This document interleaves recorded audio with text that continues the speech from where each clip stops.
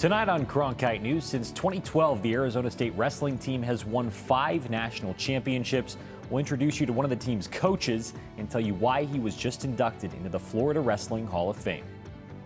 Plus, the final Pac-12 men's basketball season is coming to a close. We'll tell you how the Sun Devils did in their final home game. And the controversial bills that have university teachers and students worried. Good evening and welcome to Cronkite News. I'm Paul Schultz. And I'm Lauren Avenatti. Thank you for joining us. Last night was the final home game for the ASU men's basketball team. Yeah, Lauren, the Sun Devils faced their biggest rival, the Arizona Wildcats, and Cronkite News reporter Sammy Miller was at the game in Tempe. The Territorial Cup, this time hosted by the Sun Devils, who were looking to bounce back after their last trip to Tucson. But the 6th-ranked Wildcats proved to be too dominant yet again, beating ASU 85-67 in front of a sold-out crowd. I love to play in those type of environments. You know, it just makes you want to play that much harder, and it's fun. This is what we live for. You know what I'm saying? It's an Arizona versus Arizona State game, so you know it don't get no better than that. Even though the Sun Devils were unable to complete their second-half comeback, they had a lot to celebrate, honoring their 4 seniors who have made a lasting impact on this program. We tried to play our heart out for them tonight, didn't get the win, but the respect I have for those guys is very, very high. Like we have bonds and friendships that'll last for a lifetime. One player who especially tugged the heartstrings of Bobby Hurley was his own son and namesake, Bobby Hurley, who he has been able to coach for the past 3 seasons, an honor that he doesn't take lightly. And obviously, Bobby goes without saying what he means to me. He's forget about winning basketball games and making shots or winning a championship or breaking an assist record. That means nothing. He's a far better human being than I am, so that's all that I could hope for. This marks the final chapter of Pac-12 basketball in this arena, and while their postseason outcome remains uncertain, the Sun Devils would have to win the Pac-12 tournament in Las Vegas, a feat they have never accomplished, in order to punch a ticket into the big dance. In Tempe, Sammy Miller, Cronkite News. The Sun Devils will close out their Pac-12 regular season in Los Angeles when they take on USC and UCLA next week. The Suns are back in action tonight after beating the Lakers last Sunday. That game featured the 40th time in which LeBron James and Kevin Durant played against one another. Their rivalry dates back to 2008. With James nearing retirement age, Durant knows how meaningful it is to share the court with one of the greatest players of all time. It's always incredible playing against some of the best ever. Like he said, I mean, we don't have much time left, and so you try to value every one of those moments. It just makes you better. It makes everybody better. Just makes the viewing experience better, the on-court game better. So you got great players on the court. It just ups the level of everyone. The Suns will play 3 games in the next 4 days, 2 of them against the Houston Rockets, including tonight's game at Pritts Center. The Suns lost to the Rockets a week ago, and KD addressed the strategy he and the rest of the team will need tonight in order to see a different outcome. Physicality, I think last time we let them in their home building, we let them run freely, and they made more threes than us. I think they just beat us at the numbers game last game, made more shots than us from the three-point line. So, and that's just, you look at that as an indicator of us just playing too loose on the ball, playing too loose off the ball, not being physical enough. So they're a physical team. Their coach preaches that every single day, so we got to match that and be even better in that area. The Suns could get Bradley Beal back soon. The Suns guard has missed the last 4 games with a hamstring injury. He's been upgraded to questionable for tonight's game. Sticking with the Suns, Devin Booker's first signature shoe, the Book One, which was rolled out earlier this month, was a big hit in the Valley and across the country. Booker talked about the release of the shoe that sold out on the Nike website. Sold out in 2 minutes. I mean, it's an honor, but, ideally I wish everybody had them on right now. So, I mean, you want everybody to have access to them, but, it is my first shoe, and, you kind of have to build the brand to the point where, people want to learn more and find out more about my story to then want to buy the shoes. This morning, Booker's second shoe, the Mirage V2, was released. From the success of the Mirage Book 1, it came as no surprise that the V2 sold out in minutes. Nike.com shows over 34,000 people viewed the shoe in the past week. The high school basketball state championships wrap up this Saturday at Veterans Memorial Coliseum. And Paul, one school that's had plenty of big moments on the big stage is Sunny Slope. Cronkite News reporter Cameron Palmer explains it all started with the man leading the program. The Sunny Slope High School boys basketball program is one of the most respected in Arizona. With 5 state championships, it was started by former longtime head coach Dan Mannix and has carried on with one of his former players and current head coach Ray Portella, whose Viking ties run deep. Grew up in the neighborhood, kind of understand what the kids are going through. So, yeah, and I love it here. You know, I bleed green and white, and it was a great thing how it all turned out. You know, just kind of, you know, turned out the right way, and we get to be here, and I get to coach and kind of hopefully mentor some young men. Portella has guided his team to 3 state titles in the last 8 years, and this season, raised 14th, Sunny Slope made a run to the Open Division quarterfinals while coaching son Ryder. He's really just pushed me to my limits, really, especially in the off season and in here. It's kind of really just different, really, for him being my coach and just pushing us. He does so much for us. The culture that Portella has created at Sunny Slope is one that pushes his players to be the best that they can be. Under him as my coach, he taught me and drilled, and I mean drilled, fundamentals and doing things right and footwork and like the foundational things. And so he was really adamant about that. And that honestly set me up to now play in college. Even though Sunny Slope's season is over, Portella and his team are already looking forward to making another run for a title next year. In Phoenix, Cameron Palmer, Cronkite News. The NFL season has come to an end. The second annual NFL Players Association reports have been released. After last year's report card, certain teams took the time to improve in areas players said they were lacking in. Coming up, I'll break down the NFLPA report card, tell you where certain teams improved and how players view their owners. It's a gorgeous day here in downtown Phoenix, and good news for baseball fans. Clearer skies and above average temperatures are expected to continue throughout the weekend.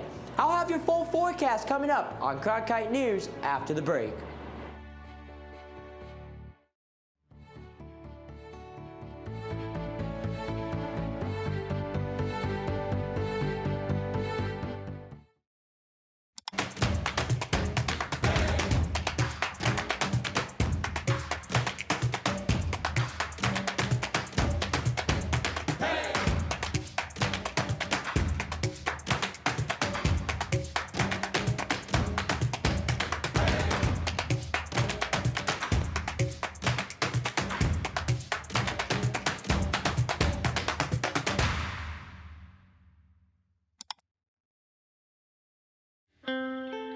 As journalists at Cronkite News, we report on stories that matter to you by focusing on the local impact. We dig deeper and work tirelessly to keep you informed. Live in Wickenburg. Live in Los Angeles. In Cleveland. In Washington. In Louisville. From Jerusalem. Live in Philadelphia. From around the world to right here in Phoenix. At Cronkite News, we report the facts and stick to the truth.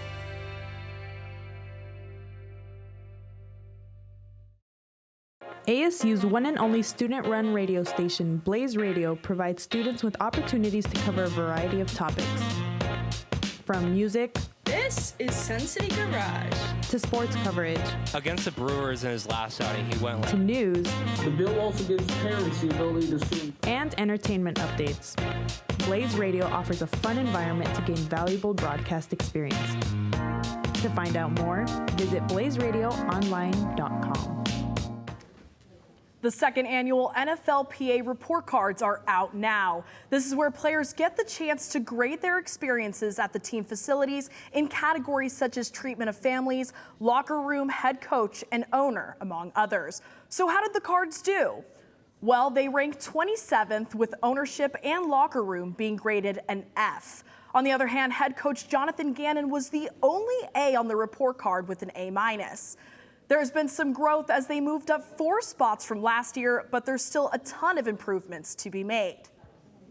The main purpose of these report cards is to improve the overall working conditions of the players. The NFLPA hopes to raise standards across the league. Well, if it feels like spring training tickets have gotten more expensive this year, you're not alone. In 2022, lawn tickets for a Diamondbacks game at Salt River Fields were just $22. You include parking and the total is $62 for 2 people. This season, that total jumped to $70.50 according to Ticketmaster. Teams like the Chicago Cubs are usually in demand due to their popularity. In 2014, the Cubs charged $8 for lawn tickets. 10 years later, those lawn seats are now around $28. Now, does this mean the Cactus League is no longer affordable? No, there's still some good deals available, and sometimes buying at the box office can save you $1 or $2. As a 12-year assistant wrestling coach at Arizona State, Lee Pritts received a well-deserved accolade earlier in February. In high school, Pritts competed in Florida and has been an assistant at various top collegiate wrestling programs.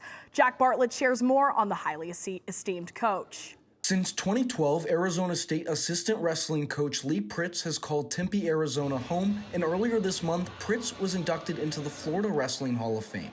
Pritts attended high school in Fort Lauderdale, Florida, where he became a 2-time state champion. Despite the prestigious award, Pritts has remained grounded, stating that this honor is for everyone in his life who has gotten him to this place. It was great. You know, it's like there's something about all the people that afforded me through the years, felt for, you know, the people that got me into it, to my training partners, to my opponents, right? To my opponents who gave me the opportunity. Pritts says he's had several positive influences in his life, including Mizzou head coach Brian Smith's father, who Pritts worked with prior to his time at ASU. My high school coach, and the guy I coached with Brian Smith, his father was at that time high school coach, and we got opportunities in college, and he got opportunities NFL. I want to stay with high school with the kids. For Pritts, it's never been about the trophies or accolades, though. Coaching has served as a way for him to give back. He came through the sport right as a wrestler first, a young kid excited about the sport. And as the sport taught him things, he grew. And he grew to a place where he learned to give that same thing back. From working alongside other legendary wrestlers and coaches to friends and family, Pritts is grateful to be giving back to a sport he loves. In Phoenix, Jack Bartlett, Cronkite News. The Sun Devils have captured 5 Pac-12 conference titles during Pritts' tenure, winning 3 consecutive from 2020 to 2022. Next up for ASU wrestling is the Pac-12 championships in Corvallis, Oregon on March 10th. Well, as the days get longer, it's starting to warm up here in the Valley, and we have some beautiful weather coming up over the next week. Anthony Remedios joins us now with the full forecast. Thanks, Paul and Lauren. It's been great weather here in Arizona the last couple of weeks, and expect that to continue through the weekend and into next week. Tonight, clear skies, temperatures at 65 degrees around 10 o'clock. But tomorrow morning, expect lows to be in the low 50s here in the Valley.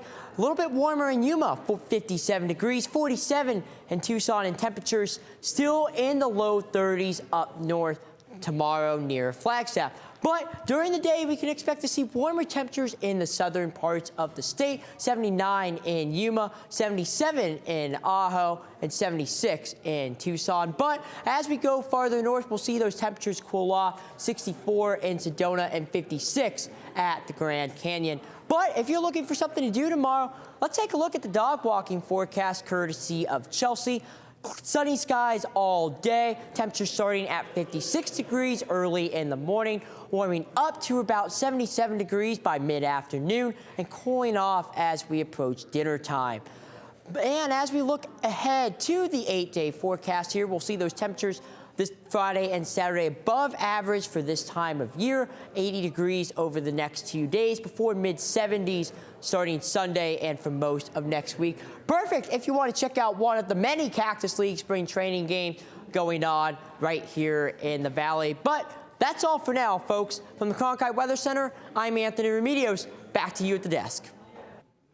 I'm Athena Kehoe with a preview of your news headlines. After the break, we'll take a look at 2 bills that could impact college students here in Arizona.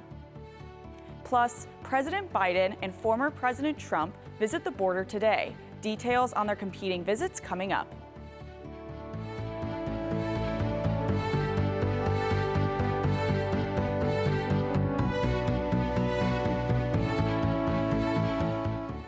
Three, two, one.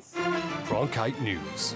Get real professional experience in areas such as reporting, broadcast editing, and behind-the-scenes production, such as technical director and audio. Kill the mics. Or go out in the field and cover important local stories Learn and master the English language in a fun, welcoming atmosphere. Cronkite News. The future starts now. What Cronkite News means to me is opportunity.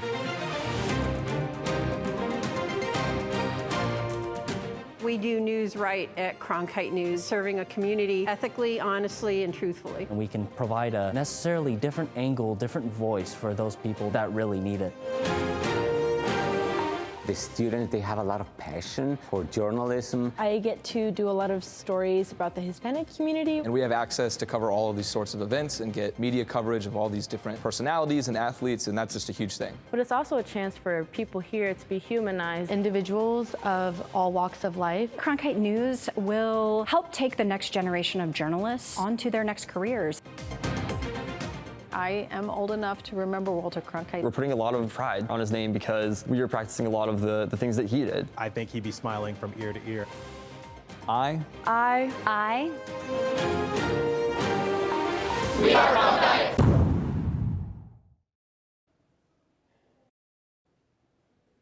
Welcome back. I'm Athena Kehoe with a look at the latest news headlines.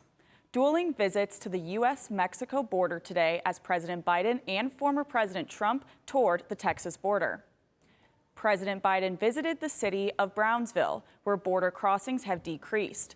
Meanwhile, President Trump made a stop 300 miles away in Eagles Pass, Texas, to a state park which has become the epicenter of the feud between federal and state authorities over who has jurisdiction at the border. Meanwhile, here in Arizona, the House passed SB 1231 on Wednesday. The bill, known as the Arizona Border Invasion Act, allows local law enforcement authority to arrest illegal immigrants. Now, with approval from both the House and Senate, the bill heads to Governor Hobbs. And another pair of bills at the legislature have students and university faculty from across Arizona concerned, and they want the Arizona Board of Regents to speak out against them.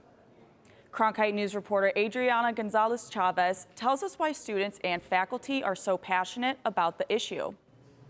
Several students and faculty members from differing Arizona universities came together last week to ask the Arizona Board of Regents to publicly reject House Bill 2178 and House Bill 2735. House Bill 2178 would not allow tuition or student fees to fund campus organizations that aren't recognized as a university student organization. House Bill 2735 would place more responsibility on our university's president to approve academic degrees and less on the Arizona Board of Regents. So that will dramatically change the face of what is available to students, what's available for them to get involved and encounter new ideas. Hypatia Meraviglia is an ASU graduate student and student representative for United Campus Workers of Arizona. She is concerned that House Bill 2178 would eliminate funding for diverse and niche clubs on university campuses.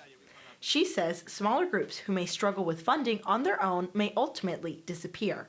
HB 2178 diminishes student choice by overlooking the fact that not every student may actively engage with clubs and organizations or participate in voting on funding allocations. Alexis Blasco is the undergraduate student government president for ASU's West Campus. She worries the House bill would impact the way students are represented on campus. It creates a distortive scenario where certain groups, whether larger or associated with privately funded entities, could wield disproportionate influence over the results of a public funding election, skewing the true voice of the student body. But Representative Alexander Collodin, who sponsored the bill, says the impact, if any, would be minimal. So unless students are specifically saying, I find it unconscionable to have my money going to this club, right, this niche club, and you have students doing that en masse, I think the impacts on niche clubs would be fairly limited. Arizona Board of Regents did not address either of the bills in their meeting last week. As of today, they have made no public statement on either bills. In the newsroom, I'm Adriana Gonzalez-Chavez, Cronkite News.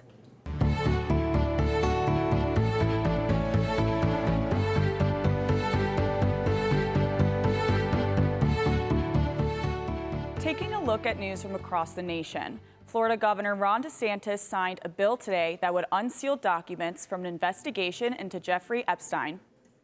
Several alleged victims of Epstein were at the press conference today as Governor DeSantis signed the bill. It makes documents from a 2007 grand jury investigation into Epstein public. Epstein was charged with sex trafficking of several minors, but died by suicide in jail while awaiting trial back in 2019. Now to Texas and Oklahoma, where several massive wildfires have been burning for days. CNN reporter Gloria Pazmino tells us one of those fires is now the largest in Texas history. Why are you crying, Mommy? I want your house. You want your house? I know, baby.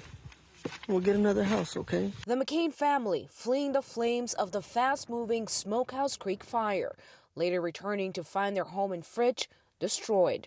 The inferno killing 83-year-old Joyce Blankenship in her house, according to her family.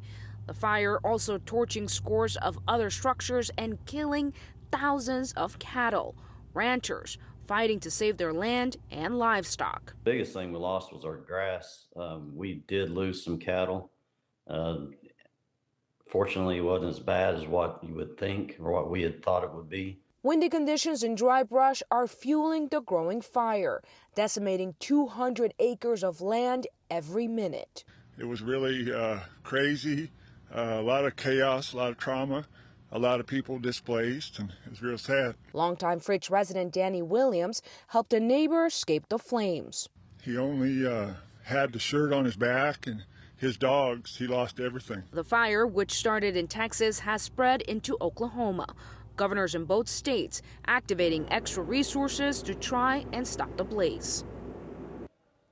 Several students from the University of Oklahoma walked out of class in honor of Next Benedict, the non-binary teen who died after an alleged assault at school. Organizers of the walkout say they want to promote LGBTQ rights. Benedict died a day after allegedly being attacked by classmates in the school bathroom. The medical examiner has not released the cause or manner of death. Benedict was just 16 years old. And check out this wild video out of Northern California, where Highway Patrol rescued a driver who had been stuck on a cliff for 2 days. He told officials that he swerved to avoid a deer on the road, and that's when he plunged some 400 feet. Rescuers were able to lift him to safety with a rope attached to a helicopter. Amazingly, authorities say he only suffered moderate injuries. And that's it for your news headlines. I'm Athena Kehoe. Back to Paul and Lauren. Thanks, Athena. Up next, a new record on the basketball court. That's right, Paul. Caitlin Clark just had an amazing night. After the break, we'll tell you about the Hawkeyes' latest accomplishment and what she has to say about it.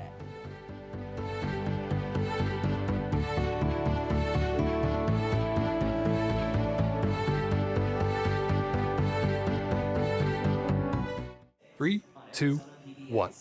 Cronkite News.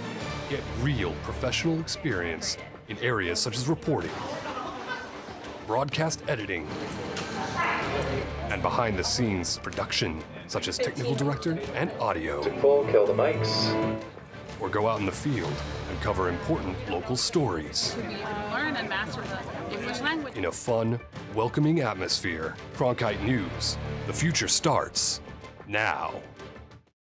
What Cronkite News means to me is opportunity.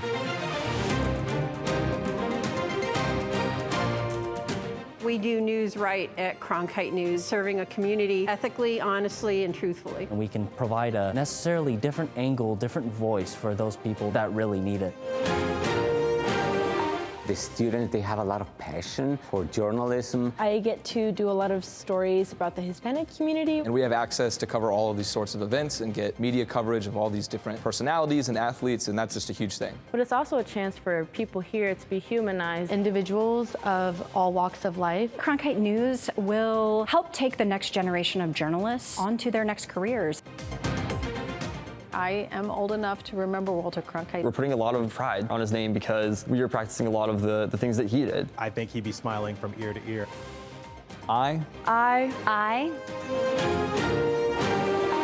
We are Cronkite.